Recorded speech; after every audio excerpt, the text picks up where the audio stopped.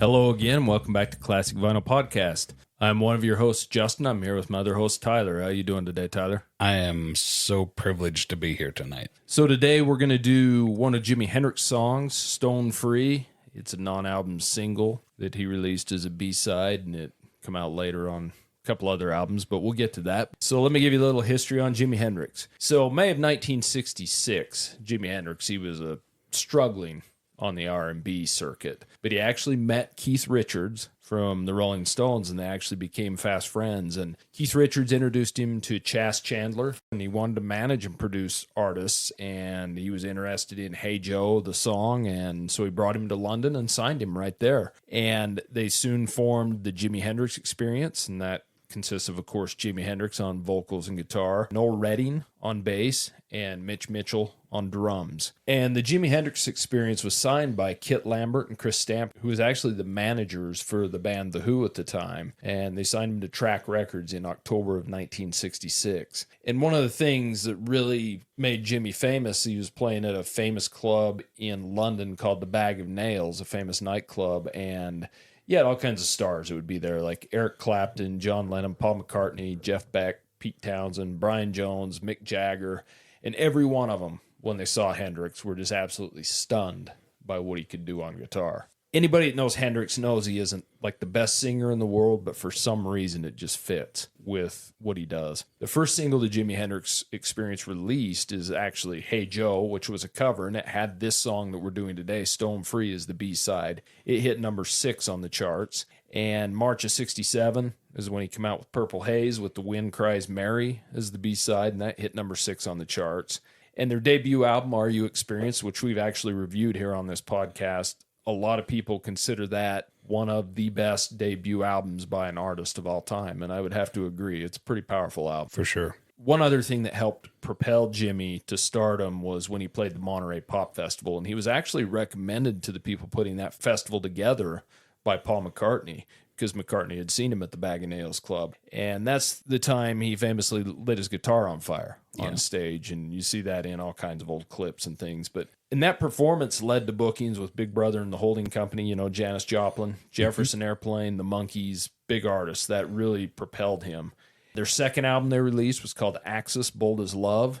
That album actually reached number 5 in the UK, number 3 in the US. And then their third album was Electric Ladyland, which reached number 6 in the UK, number 1 in the US. He did record one other album, Band of Gypsies, but that was not with the Experience. So the one thing that was really neat is in August of 1969 at Woodstock, he was the headliner, and he was the highest paid musician in rock at the time. Wow. And of course, he played that with the Band of Gypsies. It wasn't the Experience band there either. And he's really well known for the Star Spangled Banner he played there with the feedback, the distortion, the sustain on guitar. I think everybody's heard his rendition of the Star Spangled Banner. If you haven't, you're missing out. Yeah, you really need to go check it out. That's a really impressive fact that he came from pretty much nothing in 1966, 3 years later headlining Woodstock and being the highest paid musician there. I mean, his whole career was just a flash in the pan, a giant flash. Talk about meteoric, Yeah,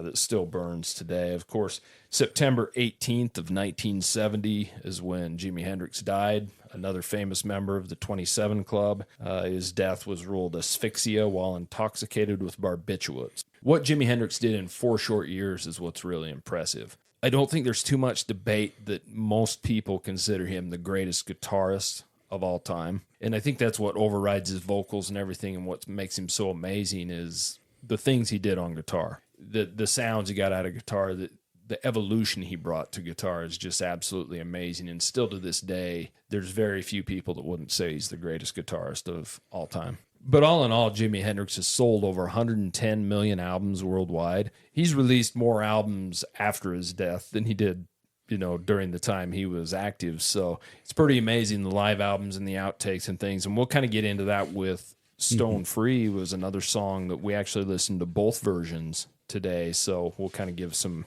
information on that as well. Do you want to get to the song review? I think so. And now it's time for the song review. So, of course, today we're doing Jimi Hendrix and his single Stone Free. So this song was released in the U.S. on September 15th, 1969. But funny enough, it was released in the U.K. on December 16th of 1966, so almost 3 years difference between those. It was recorded in London and produced by Chas Chandler. So it was released in the UK as the B-side of Hey Joe in 1966, where it reached number 6 in the UK on the charts. And then it wasn't released in the US until 1969, like I stated, but it was on the album Smash Hits, which, funny enough, is an album I got from my dad. And it was released as a single at that time with a song called If 6 Was 9 as the B-side. And it did not chart in the U.S. in 1969, funny enough. So that was the same version from 1966 that they released in the U.S., Yes, right? it was the same version. But at the time, a lot of things had changed. And he actually re-recorded the version in 1969. It didn't end up on an album until 2010. And we'll talk about that when we get to it. Mm-hmm. But of course, on this song, the Jimi Hendrix Experience is made up of Jimi Hendrix on vocals and guitar, Noel Redding on bass, and Mitch Mitchell on drums. This song is Jimi Hendrix's first composition with the Experience. And when he was doing Hey Joe, he had some other songs in mind that he wanted as the B-sides, but he wanted to do covers. But Chas Chandler sat him down and said, you need to write a song. You know, a lot of the reason is the folklore of it is because Chas Chandler told him, you want publishing rights to these songs. This is how you're going to make money. You don't want to use 2 cover songs.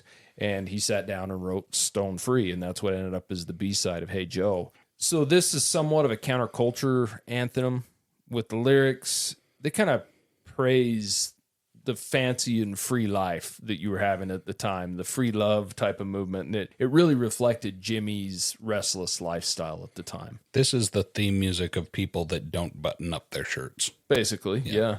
This song was recorded in 1969. He actually recorded it before it was released on Smash Hits and before it was released as a single, but the version he recorded is quite a bit different. It's definitely more polished, and it reflected a little more of his frustrations he was having about his management at the time and things like that. And that version of the song, you can find it on Spotify, but it actually came out in 2010 on his album Valleys of Neptune. And it's kind of interesting for me. I'm so used to the original version, listening to Smash Hits for all those years. The newer version, although it has some things that I like better in it, just doesn't seem quite right. It seems like a remake of a song, which is what it is. It needs more cowbell. And maybe that's what it is. But so what are your thoughts on this song? Oddly enough, that's one of the notes I wrote down is needs more cowbell, because there is a lot of cowbell in the 1966 version. And it fits nice. Okay, so the song starts up with your quintessential typical Jimi Hendrix guitar open. I mean, you can hear who's playing that guitar. You know, that's one thing funny about Hendrix. A lot of people say, you know, I can tell this guitarist style and that guitarist style, and sometimes that's hard for me, but it's not hard for me with Jimmy. You can tell his style through and through. It's just so different than everything else, even to this day. He's got a signature on it. Yeah, without a doubt. So it's a very simple sounding song, but I was listening to that and thinking, okay, you know, there's actually a lot more instruments being played than I'm hearing, because they're all meshing very well together. This band, the Experience, they fit well together. It sounds really clean. It sounds really simple and basic, but really it's quite complex when you sit and pick it apart and try looking for the individual tracks or the individual, you know, the bass line versus the drum line versus the lead guitar. And I really appreciate that about this. This is pretty unique coming from a kid who's 23 years old. He's that good at playing the guitar. I mean, it blows me away to think about that. This kid is 23 years old in 1966. And he's playing this good. Now, as far as the lyrics go, I really like this song. This is all about being true to yourself and not the only way to be true to yourself is to stop caring what other people think. And that's where you create your art. And this is a masterpiece. And the reason why this song is a masterpiece is because I really get that feeling that Jimi Hendrix is sticking the middle finger up to the man or, you know, whoever it is. It's all about, you know, people trying to punch down on you, people trying to criticize you or make fun of you, you know, taunt the way you dress, the way you talk, the way you hold yourself. He's just like, it doesn't matter what any of them think. You keep holding yourself the way you do. You keep doing you. And you be true to yourself. And that's where the best art comes from, because you don't make the best art when you're making it for somebody else. And we listened to both versions. The second version, I gotta say, is a lot easier to understand the lyrics because it's just a little cleaned up, a little polished. But man, I really dig this song. It's a nice one. And I love that message. What are your thoughts on this one, Justin? Well, I've listened to this song for a lot of years, and it's a good song, but I think the first thing that comes to mind to me is it's not mixed great. I kind of disagree with you on that. I think it does open with a little bit of the guitar, but it's got a real echoey vocal. The drums are way in the background, and you hear the cowbell or pots and pans or whatever it is, because it kind of sounds It does sound like pots and pans to me. The thing is the bass, once it kicks in, is really good in it. And Noel Redding's an amazing bass player, always has been. The guitar is really in the background in the verses, and that's not signature Jimmy. And now, of course, this is the first song he wrote, and who knows what input he had on how it was mixed. He wasn't a huge star or anything like that, so he probably didn't have a huge input, but I would have liked to see more guitar on this. And if I'm not jumping ahead, but comparing it to the later song that was on Valleys of Neptune, the guitar on that song is absolutely amazing. Oh, it was, yeah. But something about that song just doesn't feel right. And I'm sure that's partially because I've listened to this version for so many years. It feels like what it is. It's a re-recording. You know, you have a lot of artists that had smash hits in the 60s and 70s, and then sometimes in the 90s they re-record them, and they just, they're cleaner sounding, they're better sounding, they're mixed better, but they're not right. And that's kind of how that song strikes me. If the 69 version was the only one I'd ever heard, I think in a way it is a superior musically song. It's superior, but I really like the lyrics in this. You know, talk about me like a dog, talk about the clothes that I wear. It's pretty straightforward in what he's saying. He says he wants to live a free life, and he doesn't really care what people are saying about him, but yet he's singing about what people are saying about him, so he must care about it a little bit. Yeah, but at the same time, he also wrote the cowbell track to be further towards the front than the electric guitar. Yeah. Stone free to do what I please, stone free to ride the breeze. So, I mean, it's 66, getting into all that's going to become the summer of love and all that. This is kind of a pretense to it. It's got an excellent guitar solo in the middle. And of course, what Jimi Hendrix song doesn't really. I mean, if he plays guitar, it's going to be excellent. I'm not the largest Jimi Hendrix fan in the world, but he's got a lot of material I like. I mean, he didn't release that much material, let's be honest. I mean, I like all three of his albums with the Experience quite well. I listen to all three. I don't skip any songs on them. I enjoy them. And his live albums are amazing too. I haven't dove into them as deep as I should. But that's about the only thing I can say. The 69 version, I do know that Noel Redding, the bass player, did not play on that. He had a different bass player, and I used to know his name, but I can't remember. It's mixed better, but it just doesn't hit the same. But a decent song nonetheless. Do you want to get to the song rating? Let's rate it. Song rating. All right, if this is your first time listening, we have a 0 to 10 scale on our rating system. 0 is it's garbage, and 10 is it's a masterpiece. This one hits pretty high for me. This one, I rated it an 8 on the 66 version. On the 69 version, I even bumped it a point up to a 9. But I'm going to average them out, 8.5, even though we don't do a 0.5 system. Hey, it's our podcast. We can do what we want. I'm going to give this an 8.5. Where do you put it? I'm not quite as high as you on this. I probably rate this a 6.5. It's a good song, but I think in the term of Jimi Hendrix, it just doesn't, I think it's too early for him, and it doesn't quite hit right. But that being said, being the B-side of Hey Joe, I love Jimi Hendrix's version of Hey Joe. I didn't know it was a cover song for the longest time. I thought that was his song, and let's be honest, it really is his song. 6.5 on this. I would probably give the 69 version a 6. Musically, it's much better, but it's just not quite the same because I'm not used to it. But a decent song nonetheless. I've always enjoyed it. It's not a skipper for me. And much like Van Gogh, the artist, died before he ever, hit the top, I guess, or became famous.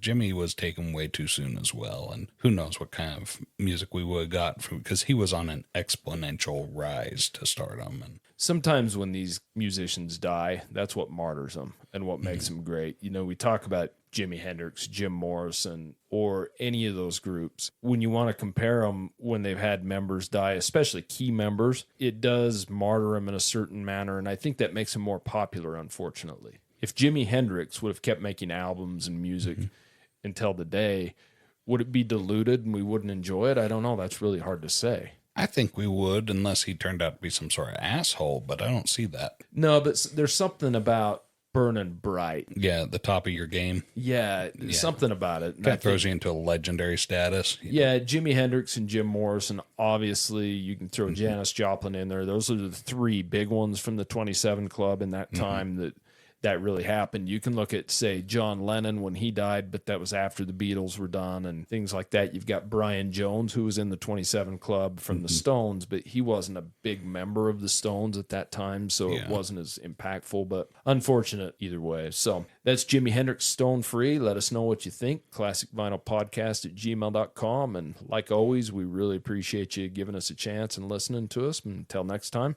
See ya. see ya.